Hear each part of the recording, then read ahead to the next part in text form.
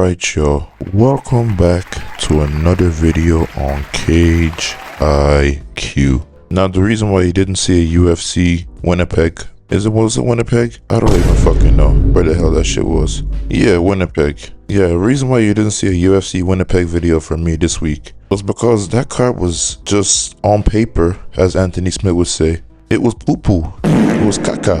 I didn't want to look at that card. I didn't even want to watch the card. And when I did, guess what happened? Same old story. Canadians losing on home court.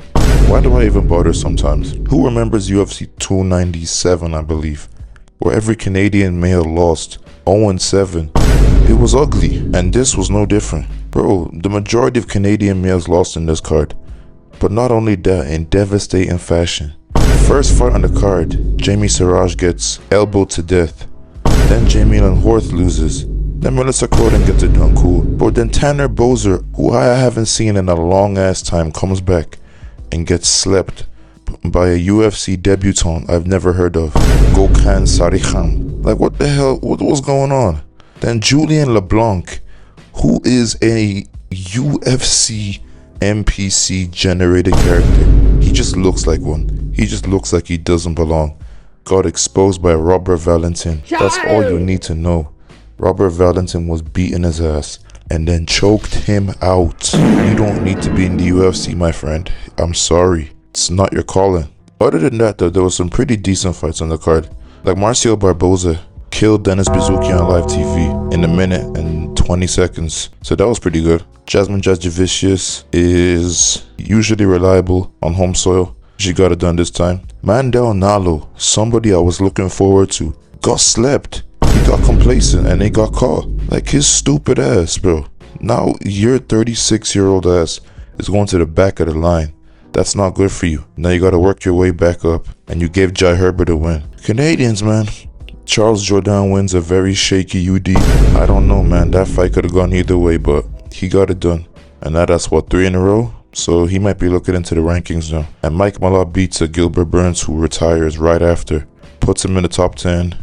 And yeah, Gilbert Burns said he's done getting his ass beat, which is fair.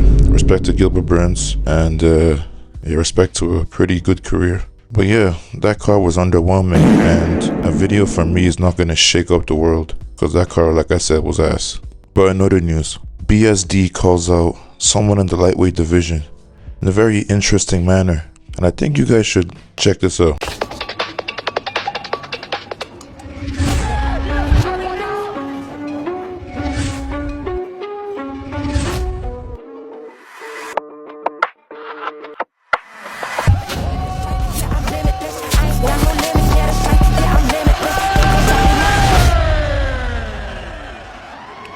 So yeah, he calls out, if you can't put 2 and 2 together, Paddy Pimblett. That's definitely Paddy Pimblett. And if you ask me, if that's going to be on International Fight Week, that might be one of the best cards of the year. Obviously next to Freedom 250 and 327 that just happened. But yeah, International Fight Week could have Conor McGregor, Max Holloway. It can have Gable Stevenson. It's going to have other fights on that card.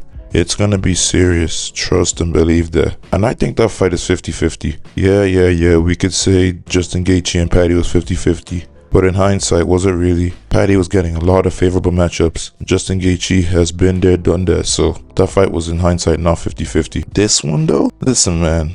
Both grappler heavy when they want to be. BSD more though. BSD will go in there implementing grappling. Paddy just goes out there and does whatever comes to him in the fight. If he needs to grapple, he will. If he needs to strike, he will. Either way, it looks sloppy. But yeah, this fight is 50-50.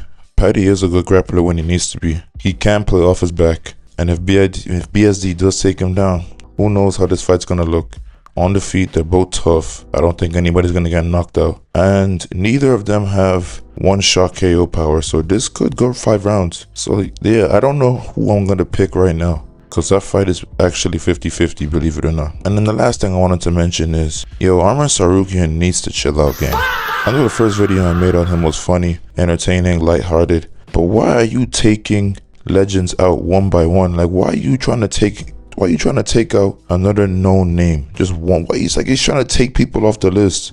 It's like he has a death note ready with all these guys' names in. First Giorgio Poulas, then every guy in the UFC lightweight division, and now Uriah Faber. What did Uriah Faber do to you? Huh? What did Uriah Faber do to you, gang? I don't know, but for some reason, he flung him off that RAF mat like it's no tomorrow.